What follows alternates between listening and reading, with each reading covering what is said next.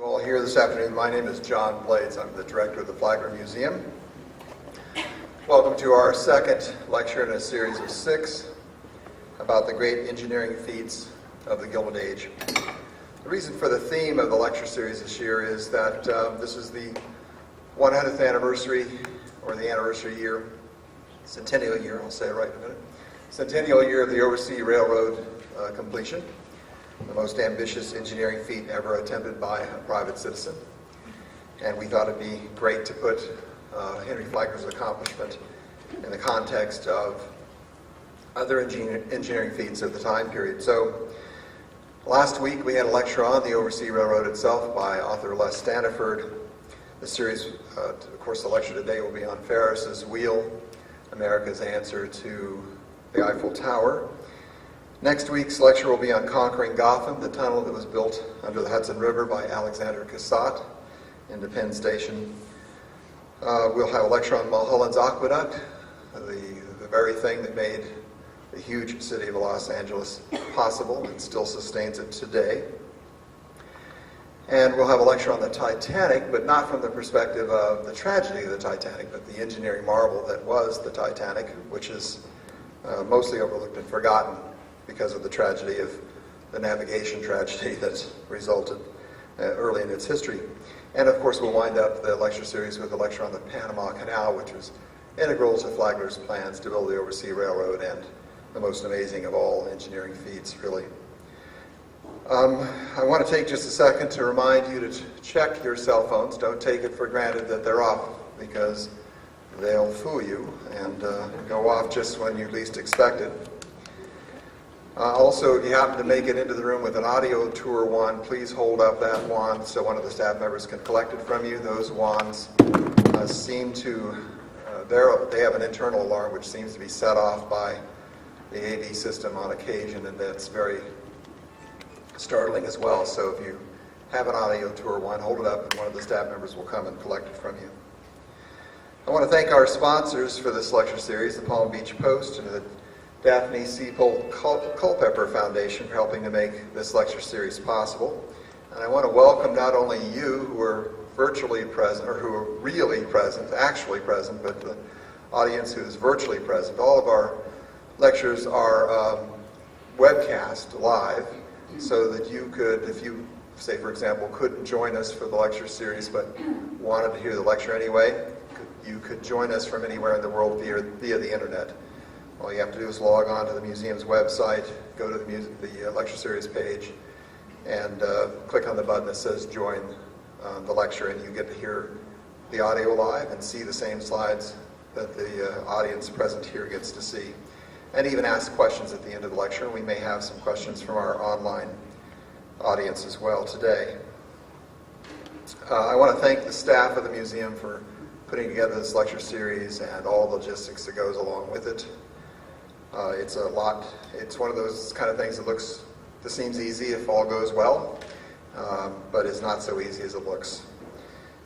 Our lecturer today is Richard Weingardt. He's going to talk to us about Ferris's wheel. He's practiced structural engineering for about a half a century. He's worked on nearly 5,000 major projects worldwide.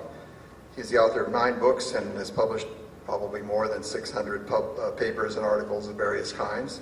He writes regularly on engineering subjects. He's a graduate of the University of Colorado, and he teaches a variety of engineering-related courses. So we think he's just the guy. Not only did he write the book, but he has a broad range of knowledge about engineering, particularly in this time period. So we think he's just the person to tell us about George Ferris and his amazing wheel. So please join me in welcoming Richard Weingardt to the Whitehall Lecture Series.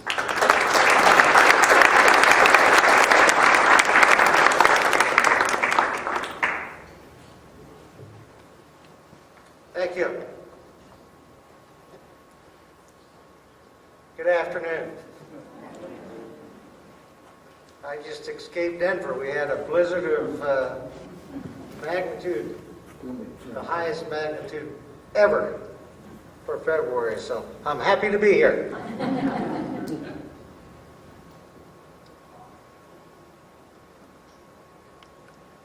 The greatest wheel ever built. when the intense young engineer from Pittsburgh first presented his bold concept for a giant rotating structure to the Chicago International Fair Committee, they thought him off his rocker. His peers and contemporaries called him, not in a complimentary way, the man with wheels in his head, and predicted what he was attempting to do would be a complete and utter failure, a folly of unparalleled proportions. When he approached bankers for the money to build his invention, they laughed him out of their offices, shaking their heads at his foolishness. In the end, though, the 33-year-old George Ferris had the last laugh and proved all his critics and all distractors wrong, and ultimately his ingenious Gilded Age engineering feat immortalized him in history as the father of observation wheels and made him a legend in his own time. Tall, slim, good-looking. He turned heads whenever he entered a room and people paused to listen to what he had to say. The president of the prestigious Pennsylvania Society of Engineers summed up Ferris's stature in his day this way, and I'll summarize it. Ferris was a man whose name had become a household word throughout all the nations on earth, and every man, woman, and child knew him and about his wonderful Chicago wheel. Even though the Chicago Fair Committee didn't recognize or fully appreciate it at the time, Ferris helped save them from a potentially embarrassing and devastating situation, as we'll soon see. Before we get too far, I have a question. Is there anyone here who's never ridden a Ferris wheel? Or here, rephrase. How many of you have been on a Ferris wheel, large, small, or in between? Show of hands. Most of you. That's impressive. And useful for today. You'll have great questions and comments. Okay, let's look into how that first Ferris wheel came to be and find out more about the daring engineer responsible for it, the man with wheels in his head. And while we're doing that, we'll learn about one of the great romances of the Gilded Age, an opera-like tragedy. The participants in that tragedy were the beautiful and feisty Margaret Beatty and our hero, George Ferris, husband and wife. Both were fashionable, stylish dressers, as you can see. She loved big, fancy hats and frilly outfits, and suit and tie fit him well. Initially, and up until the Ferris wheel ran its course, their romance was full of a lot of sweethearts, dears, and darlings, and I love yous. But those words became few and far between by the conclusion of the Chicago Fair. Everyone knows these two structures, I'm sure. The Eiffel Tower and the Statue of Liberty. You've probably visited them, maybe even climbed to the top or took an elevator to the tops. But do you know what they have in common? The only reason either one of them remains standing is because of superior engineering, because of their unique structural framework, historic accomplishments, both designed by the same person, the same engineer, who was Gustave Eiffel, the most celebrated European engineer of his day and the envy of many 19th century American structural engineers who both admired and resented him all at the same time. When Eiffel proposed to the Chicago Committee, as they were making plans for their grand international event, that if they hired him, he would build them a tower even bigger than the one in Paris, bigger than this one. It caused a major uproar within the U.S. civil engineering community. Its leaders violently objected, opposed the idea, sent formal letters to the nation's most powerful public officials rejecting such a thing. Any engineering showpiece for an American fair, they wrote, needed to be conceived by an American, not by foreigners, and certainly not by the pompous Mr. Ferris and the French. Actually, by then, though, Eiffel, Actually, though, Eiffel's two historic frame structures, this tower and statue, along with the Brooklyn Bridge and Eads Bridge, and the rapid emergence of steel as a feasible building material, were already greatly impacting construction projects in the U.S., and Americans were rapidly incorporating steel into their designs of great bridges and increasingly taller and more complex buildings, skyscrapers, and other innovative structures like our subject today. From the very start, Chicago organizers wanted some new engineering achievement for their fair, not just another tower or bridge. Their dream was for something completely different and truly unique. Something that would, in their words, out-Eiffel Eiffel himself. Unfortunately, nothing initially submitted by U.S. engineers filled their bill, and with just months remaining before the fair was open, the best the Chicago committee had was Ferris's spiderweb-looking giant bicycle wheel contraption.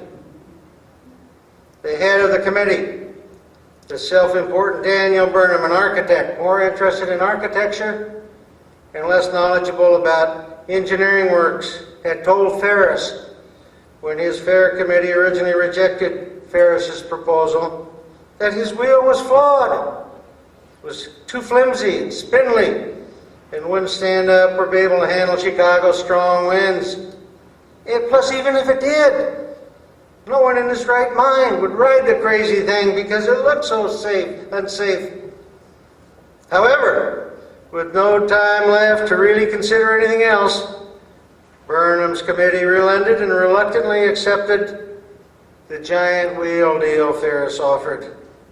By then, though, there were less than 5 months left to design, finance, fabricate, and erect such a massive and intricate structure, and no one thought it could be done. It seemed hopeless, and Chicago's quest for a top-notch engineering wonder for its grand fair appeared doomed. But then, Chicago had never really encountered anyone quite like Ferris before. Tenacious and determined, his was a never-say-die attitude. Plus, he was a risk-taker of the highest order. With his many years and extensive connections in the steel fabricating and construction industries, and his access to a wide array of money people, including his father and rich brother-in-law back in Nevada, Ferris would exhibit why he was the only man alive, willing and able, who could resolve the hopeless situation. He called in all favors owed him, and even though Chicago was having one of the worst winters on record, greatly delaying foundation work, he did the impossible. He built the greatest wheel the world had ever seen in record time. In just 6 months, less than a month behind the fair's scheduled opening date of May 1st. Contrast that with Eiffel's accomplishment.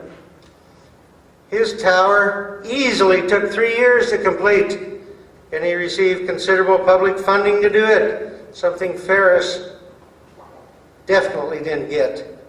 Burnham and his crowd had virtually spent every penny the fair had for his temporary White City monuments, mostly copies and impressions of European-style buildings whose facades consisted of wire mesh and white stucco to look like marble, white. That's where they got the name, the White City. There was nothing left for funding any kind of engineering milestone, so Ferris, unlike Eiffel, was totally on his own. That he could raise the $365,000, $8.5 million in today's money, to build his wheel in an extremely down economy is mind-boggling. Equally impressive was no single fabrication shop could furnish all the parts needed on such short notice. So thousands of pieces came from all around the country, shipped by rail to Chicago where they were quickly assembled. So accurate and precise were Ferris's calculations and drawings, the multitude of parts fit perfectly the first time tried. The U.S. Army Corps of Engineers later contacted Ferris to learn how in the world he accomplished such a remarkable feat in so little time.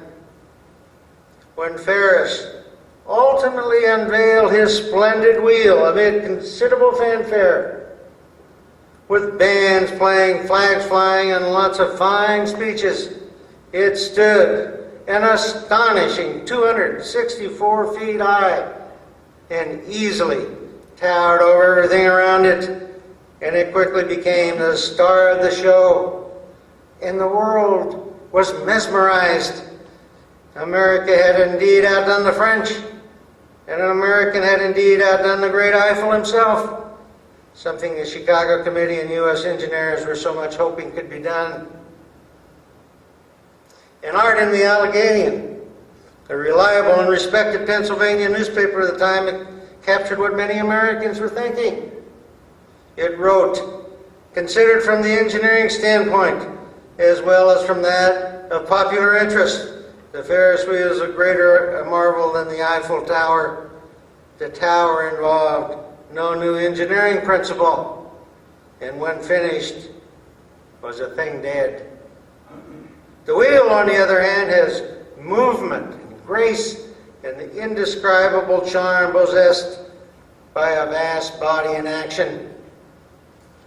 Just the steel for the wheel alone weighed over 1,000 tons, and with its support frame and foundations, it was twice that, more than 2,000 tons. Its axle weighed 45 tons and was the largest piece of steel ever forged at the time. With its connectors, the axle assembly weighed 70 tons, or in everyday terms, 70 Volkswagens. Here's that great axle, just before it was hoisted 140 feet up to rest on its support beams. Note all this woodwork. See if this works here. See this woodwork on either side here? The lumber needed for this scaffolding, used in erecting the wheel, cost $12,000 in 1893. A real bargain. Today, that same lumber would be in the $250,000 to $500,000 bracket. Ferris's work of genius was by far, the largest tension spoke structure anyone had ever seen, anywhere, for any purpose. It was many, many times bigger and more complex than the next closest thing, a tiny 35-foot diameter water wheel in Scotland. Not only was Ferris's invention physically the world's biggest vertical circle and first true observation wheel, it worked flawlessly the entire time it was in operation, never once having to stop for repairs or bad weather, which included a number of hurricane-like windstorms. Prior to Ferris's lightweight machine, people carrying wheels were novelty, carnival park rides, bulky compression spoke affairs, smallish in size and rough in operation, breaking down on a regular basis and giving passengers a thrill a minute. Ferris's tension wheel, on the other hand, ran smoothly with the precision of a fine, well-tuned Elgin clock. Power for it came from a 1,000 horsepower coal-fired steam engine located off-site. The engine rotated the wheel using several sets of gears that ran a sprocket chain at the wheel's base. Those sprockets fit into cast iron elements attached to the wheel's two parallel rims. Here are those rims right here, these two rims. And that cast iron elements went all the way around, and they only interfaced right here at the very bottom for a short period of time. For those of you interested in such things and more details on the wheel and its operation, there's a handout in the back of the room with that information on it. And of course, all the facts are in my book. In less than 6 months, the Ferris wheel made over 10,000 perfect revolutions and safely carried more than 1.5 million delighted passengers around in great big circles in the sky, and its popularity dominated the fair. It was even lit up at night with thousands of incandescent light bulbs, making it one of the world's first and most unique moving structures illuminated with electricity, the latest, greatest technological advancements sweeping the country. Excited travelers from all around the globe attending the fair freely dipped into their pockets to pay the extra 50 cents it took to ride the thing. The cost to get into the fair itself was 50 cents. So to ride the wheel, people had to pay double, a whole dollar. Back when a dollar was really a dollar, worth real money. The country was in the throes of a major recession, just as we are today, so a dollar was big bucks to most back then. Yet, the urge to take a spin or two on the magic wheel machine everyone was talking about was too great for many to resist. And when they rode the wheel, most dressed in their finest clothes, suit and tie, Sunday dresses, bowler hats, and even top hats. You can see it right there. You don't see much of that nowadays at fairs, do you? Sometimes not even at the opera or other fancy events. One of the other main attractions at the fair was Buffalo Bill's Wild West Show, situated just outside the fairgrounds near the wheel, which attracted a number of Buffalo Bill's performers, including many of his Indian chiefs. Here's Buffalo Bill right here, the tall guy in the cowboy hat, surrounded by his Indian chiefs. They like to ride the wheel in full Native American regalia, head feathers and all. And like other passengers from the wheel, they saw and awed at sights never before imagined or possible. Overviews of the city, Lake Michigan, and the distant countryside and faraway towns. Plus they were able to brag to friends and relatives that they had experienced an American engineering feat that overshadowed the French in their prized Eiffel Tower, something Chicagoans so desperately wanted to do. You know how Chicago got its nickname, the Windy City? It had nothing to do with wind or the storms that hail in from Lake Michigan. It was something else. When Chicago was competing with New York and St. Louis to get the 1892-93 World's Fair, which was officially called the Columbian Exposition, in celebration of it being 400 years since Columbus discovered America, Chicago boosters vowed that if their up-and-coming city was selected, they would make the event the greatest World's Fair ever, even more spectacular than the 1889 Paris show, the current reigning gold standard of fairs. So boastful were local supporters at Chicago to accomplish this, New York City reporters began calling Chicago the Windy City because of all the hot air coming from its promoters. So there you have it. The real story on how Chicago got its illustrious moniker. Once selected, Chicagoans additionally promised that their fair would produce the greatest civil engineering achievement in history. A boast that only materialized at the very last minute with the acceptance of Ferris's wheel proposal. The daring, blue-eyed young man with wheels in his head, in essence, allowed Burnham and his gang to save face and provide what they had promised.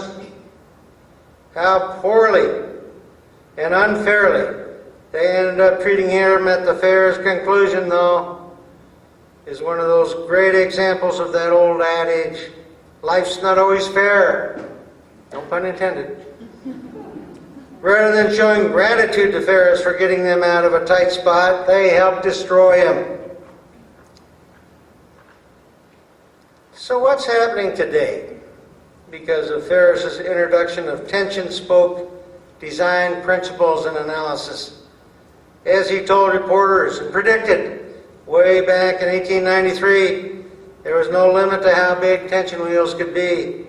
Among the bigger, fancier, and more streamlined Ferris wheels now in existence are these two monsters: the Singapore Flyer on the left and the London Eye on the right.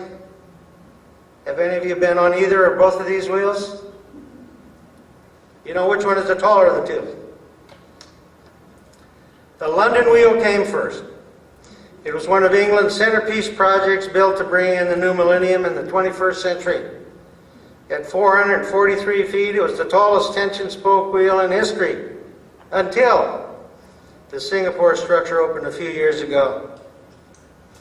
Incidentally, the Brits refused to call their wheel a Ferris wheel. Don't want to give credence to it initially being an American product. Rather, they call their Ferris wheel an observation wheel, which is quite funny, since that's precisely what Ferris labeled his wheel when he first introduced it 12 decades ago. To him, his device was a fine-tuned, well-engineered machine, not an amusement park ride. The people in Singapore have no such hang-ups and are proud that their big structure is currently known as the world's tallest Ferris wheel, and say so. At 541 feet, it's roughly 100 feet taller than the London attraction. Since the London Eye opened at the turn of the millennium, it has become one of the city's main tourist destinations, as popular as Big Ben and the changing of the guard at Buckingham Palace. And it, along with the Flyer, have opened the floodgates for even higher wheels. Many in the 500-foot and larger size are showing up everywhere, on every continent, except Antarctica. This wheel, proposed for Beijing, China, and shown on the cover of RPI's Rensselaer magazine, will be mammoth, 680 feet, 60 stories tall, easily 230 feet bigger than the London structure.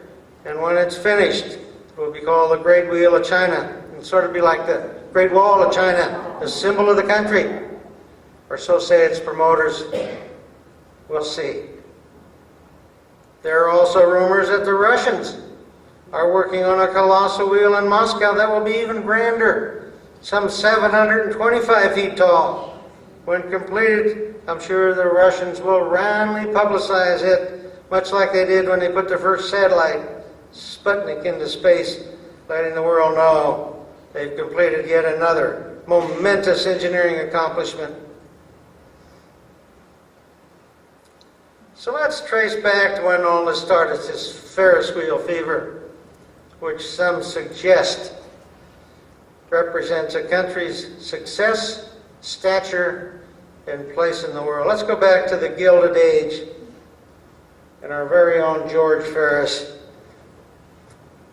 As already mentioned, his fellow engineers thought him extremely silly and foolish to put his hard-earned reputation on the line for such a far-fetched idea as a huge 250-foot diameter wire wheel suspended in air, one that carried people no less, over 2,000 of them in 36 giant streetcar-sized cabins attached to the wheel's outer rim. The complex device, they predicted, would never work. It was too unstable and wouldn't keep its circular shape as it turned. Rather, it would turn elliptical and collapse. How wrong they were. Who was this Ferris fellow anyhow? This engineer with wheels in his head. For starters, his full name was George Washington Gale Ferris, Jr. Real mouthful. He was born in Galesburg, Illinois in 1859, moved to Nevada during the Civil War when he was only 5 and was raised in the Carson City area. Then attended a military academy in Oakland, California, graduating at age 17 with the rank of captain or first lieutenant. He was the youngest son of a wealthy rancher farmer who also raised nursery and citrus trees and helped settle Riverside, California. His well-to-do grandfather was co-founder of Knox College in the town of Galesburg. His older brother-in-law was the largest landowner and rancher in Nevada. The prototype, if there ever was one, for Ben Cartwright and the Bonanza TV series. So George Ferris came from some pretty powerful stock. He graduated from RPI in Troy, New York in 1881, which was quite a rarity in his day for someone who grew up in the wild, woolly West.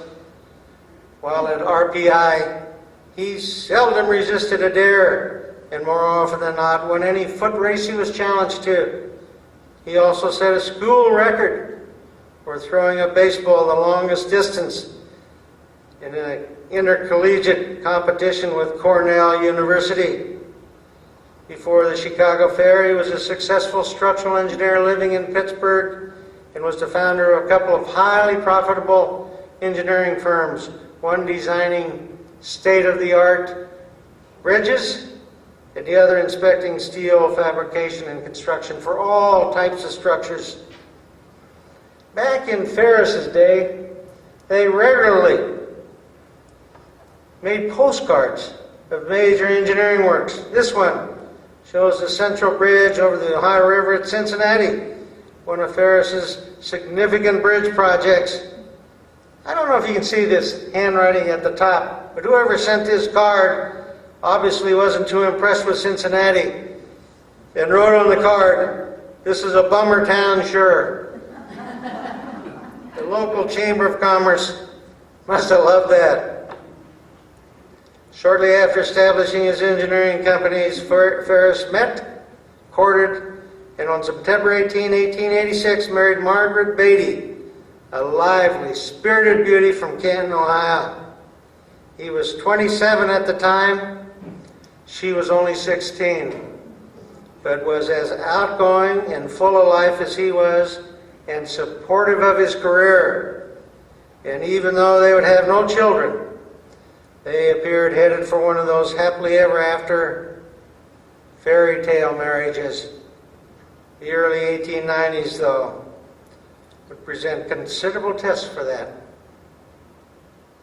After Chicago won the right to hold the historic Columbian Exposition, Ferris, along with countless other U.S. engineers and companies, opened up offices in the Windy City to get in on the action.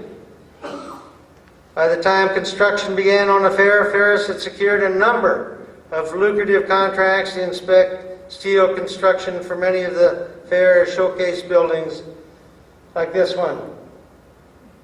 The fair's original fine arts building, the only White City structure still in existence. Its white stucco facing, of course, is long gone, and today it houses the Chicago Museum of Science and Industry. The final chapter in George and Margaret's fairy tale love story began with the end of the fair, when Burnham and his henchmen forced Ferris to cease operations and tear down his wheel, even though it was on isolated land away from the center of the fair. At the time, it was carrying record numbers of people and making good money not only for Ferris, but also for the city of Chicago. Ferris had to split his profits 50-50 with them, even though he had to put up all the money to build it. Burnham's group barricaded off his wheel, put armed guards around it, and prevented anyone from reaching or riding the wheel. It sort of seemed like if the committee's pride and joy, their beloved White City palaces, had to be taken down, so did everything else, including the queen of the fair, the Ferris wheel. Even though it had proved to be America's answer to the Eiffel Tower, the great Chicago wheel would not be left standing for posterity, as was the French engineering wonder. After the forced dismantling of his masterpiece, Ferris had several offers to purchase it, but he rejected them all hoping instead to keep ownership for himself and his investors. He re-erected the thing at great expense in a residential area in the Chicago suburbs. The new location would prove a major mistake. It was difficult to get to, plus neighborhood groups wanted no part of it and did everything possible to keep it from being a success, like severely restricting its hours of operation and putting the kibosh on a key liquor license needed for a five-star restaurant. And the ongoing national recession wasn't helping matters either. Several important commissions Ferris's engineering firms had were abruptly canceled. With his businesses struggling and his wheel losing money right and left, and with his constant traveling and being away from home, mostly between Chicago, New York, and Pittsburgh, a real strain was put on his finances and on his marriage. Plus, he was having serious health problems, indications were he had tuberculosis.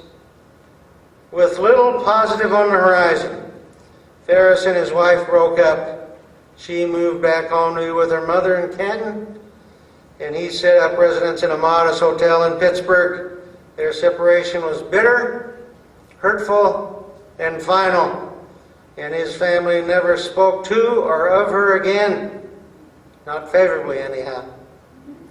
She never remarried, lived a lonely spinster's life into her early 50s, and was found dead in a boarding house in California, the victim of a massive heart attack. In addition to his failed marriage, the ailing Ferris also lost control and ownership of his treasured wheel. In desperation, he sold his engineering firms to his partners and began secluding himself off from friends and associates, basically confined to his hotel and seeing no one and doing little. He grew weaker and weaker, sicker and sicker. Finally, he ended up at Mercy Hospital in Pittsburgh, where on Sunday, November 22nd, 1896, he suddenly died, alone and a broken man. He was only 37. 8 years later, in 1904, Ferris's wheel, with totally new owners, had one last great hurrah at the World's Fair in Chicago, in St. Louis, After a successful run there in St. Louis, negotiations began to permanently locate the wheel at Coney Island. Mounted high up and brilliantly lit at night, it, rather than the Statue of Liberty, would be the first thing weary travelers would see when reaching New York Harbor, especially after dark.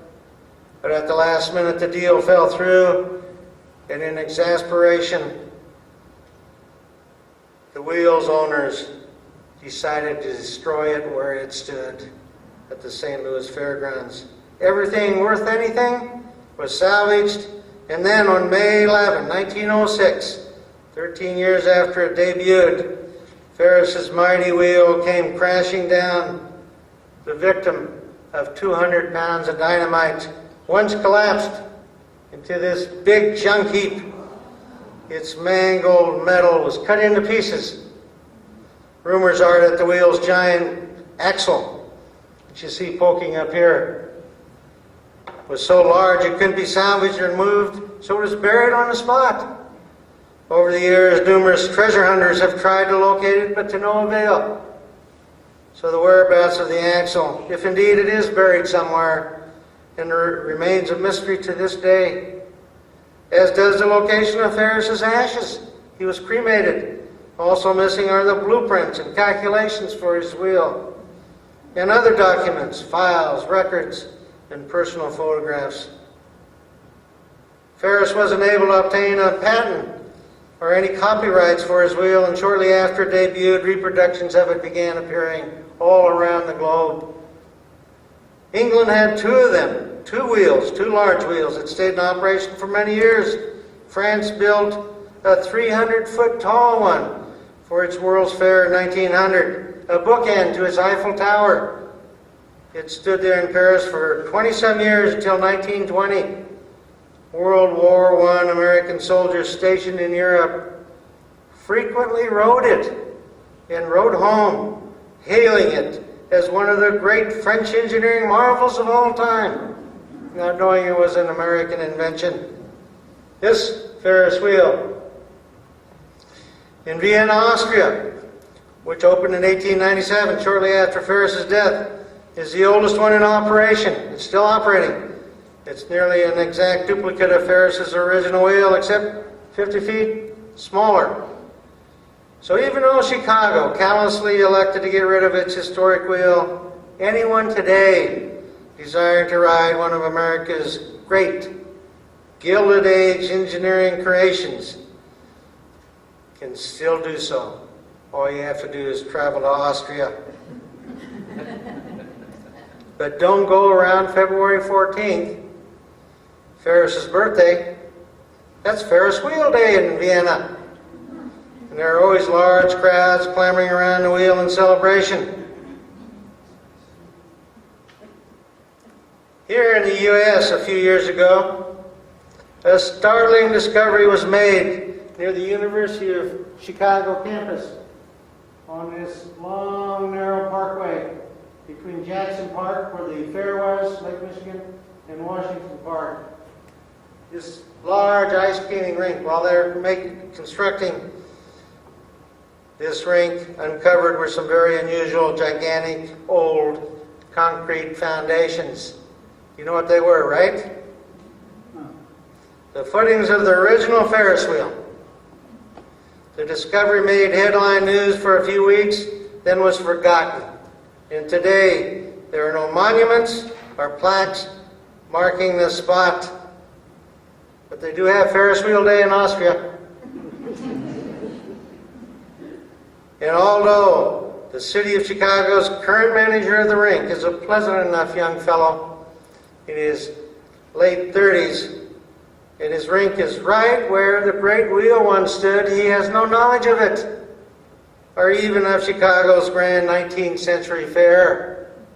Probably a sign that soon few Americans will know or even care that the Ferris wheel had its birth in America.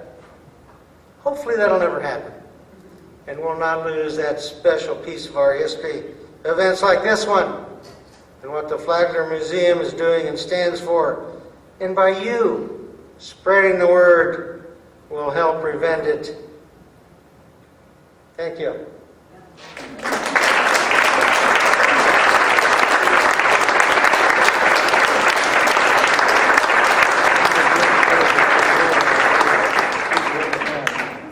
Questions?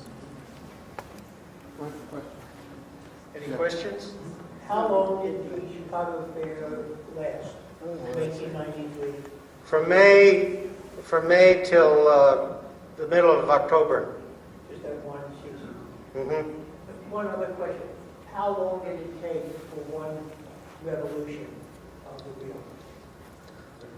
How long did it take for a revolution? 20 minutes. And people who paid 50 cents got 2 revolutions. The first one was loading up. They had 6 loadings. 6 cars at a time, 36 cars. And then their last one was just a smooth circulation. You mentioned his brother-in-law, his brother-in-law. What was the name of his brother-in-law? Danford. So he was a model for Ben Cartwright. Yes. Was the Ferris wheel driven by a chain up to the center, or was it driven by a gear on the end? How was the Ferris wheel driven using the chain? The sprocket chain was down here at the base. It only interfaced with those cast iron teeth at the very base here for about, a length of 30 feet.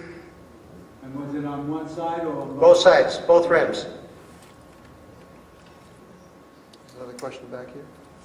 What are some of the dimensions of each of the cars, their weight, their width and length? What were the dimensions of the car? They were roughly 9 feet tall, about 27 feet long, and 11 or 12 feet wide.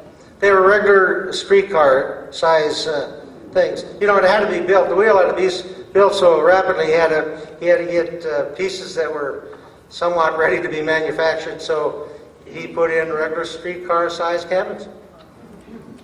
Question way in the back. How many people would ride in each of these cabins? How many people in each car? How many people in each car? There were seats for 40 people and standing room for 20. There was room for 60 people, or a little over 2,000 people were carried on the Ferris wheel, which is by far even bigger than the London Eye and the Singapore Flyer, and will be even more than the Russian wheel and the Beijing wheel. So the Ferris wheel will still remain the biggest carrier of passengers, over 2,000. Question way in the back. Why could he not obtain a patent for the Ferris wheel? Why couldn't he obtain a patent for his Ferris wheel? He had to build this so fast. He had to raise the money, design it, fabricate, and erect in 5 months, less than 5 months, to meet the. See, he was forced into that short a time. So his lawyers were working on getting a patent, but you can't get a patent that fast.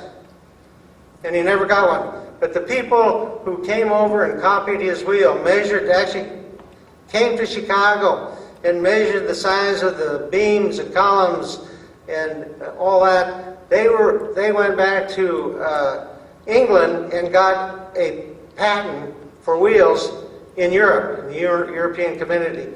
So the person who built the two in England, the one in France, and the one in Vienna, they got royalties. They got rich.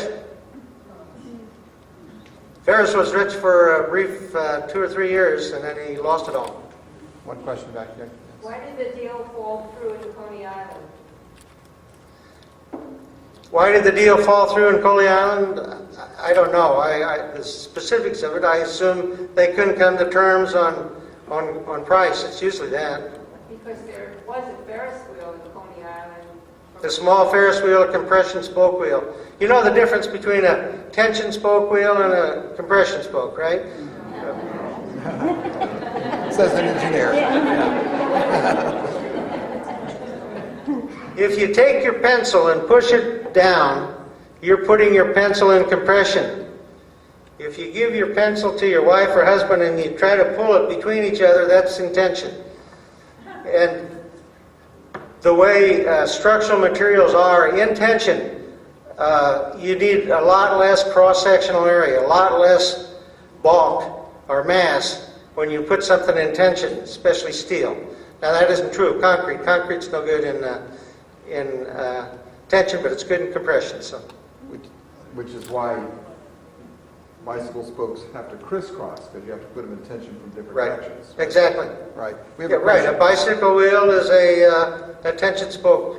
We have a A question. car wheels are compression spoke. Yeah. We have a question from online. Two, actually. Two. Okay.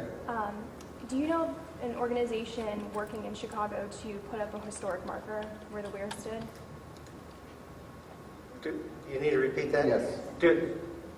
Do I know of a group in Chicago that's working on that, putting up a marker or plaque? No, I don't. I don't think there are. There's a small 100-foot Ferris wheel, a compression spoke wheel, not really a true tension wheel, Ferris wheel, on the pier in Chicago. Navy Pier. Near Navy Pier. Near the current Ferris. Yeah, Navy Pier. And so, the previous mayor was very supportive of that, but that I know of, there's no effort to do a plaque of any kind. And like I said in my remarks, even the operator of that ice skating rink doesn't even know the wheel was there. What? Your second question online? Were there chaperones or World's Fair representatives aboard each car on the Ferris wheel? Were there chaperones on each car during the Chicago Fair? Yes. There were, they called them conductors. Each car had a conductor. Just like the streetcars. There was another question. Were there any previous industrial applications of tension rings other than bicycle wheels before the Ferris wheel was there? There was that one that I mentioned, the water wheel, the 35-foot diameter water wheel in Scotland. It was a tension spoke wheel. But all other water wheels and Carnival Park ride wheels were compression spoke. The whole different, brand new engineering scheme and analysis and thought had to be used for tension spoke design. Have there been published papers on analytical techniques for designing tension rings? Have there been documents and publications Prior to this? prior to the Ferris wheel? Yeah. No. There were none prior to the Ferris wheel. There are now, because people analyzed the Ferris wheel, though the original calculations that Ferris and his company produced are long gone. Nobody can find them, or nobody can find their blueprints. You know what diameter the spokes were on that big wheel? The diameter of the spokes on On the big wheel? the big wheel, the Ferris wheel, Yeah, sure. they're roughly 2.5 feet. I mean, 2.5 inches. I'm sorry. 2.5 feet would have been a compression. 2.5 inches. Pretty big. Yeah, 2.5 inch diameter. They were really sort of like a cable suspension bridge. The narrower cables. Mindy? You have a question? Mindy? Go ahead. What was the, thank you, what insurance was carried on this? What That's insurance a was carried on 21st the century wheel? question. Ferris really stuck his neck out. He jumped in there and saved the Chicago Fair Committee from embarrassment of not having a engineering masterpiece that could compete with the Eiffel Tower. He got no help financially from any of the Chicago powers that be, and so he was responsible for everything himself. And the irony was he had to split his profits 50-50 with the fair people. Did he buy insurance at all? I don't know. There's no records that any insurance was taken out, but he had several successful years running successful engineering companies. So he had some money, and all his brother-in-law and his father, who were backers of his Ferris wheel venture, they all had money, but they were all smart businessmen too, and I'm sure they were insured in case the claim would come back to them. But Ferris himself, as far as I know, had no insurance. When he died, he had a small life insurance policy for like $25,000, which would be, $500,000 today. Another question from online here. Do you have any idea how many Ferris wheels have been constructed in America, as in theme parks? My guess on how many Ferris wheels have been constructed in America, I don't know. The biggest one in operation is the Texas Star down in Dallas. There's, in North America, into Canada, there's several. There's one in Santa Monica. I just venture a guess they'd be in the thousands. And the Carnival Park rides that call themselves Ferris wheels, there's many more of those, the smaller compression spoke wheels. So. No? Did you have your hand up, Harold? No? Back here? How was it lit? Did it produce its own power to light itself? How was the Ferris wheel lit? It was lit by electricity that came from the Fair Central electrical plant, which is being generated, I suppose, by some kind of So it was by the Ferris wheel itself. Yeah. But the Ferris wheel, the power for the Ferris wheel, that coal-fired steam engine just drove the wheel. It didn't operate the electricity. One more? Ferris graduated from RPI, it said. What is that? Rensselaer Polytechnic Institute in Troy, New York. It was probably the most prestigious engineering college in the United States at the time, second only to West Point, the military academy. But it was the most prestigious private, non-military engineering college in the United States. Thank you.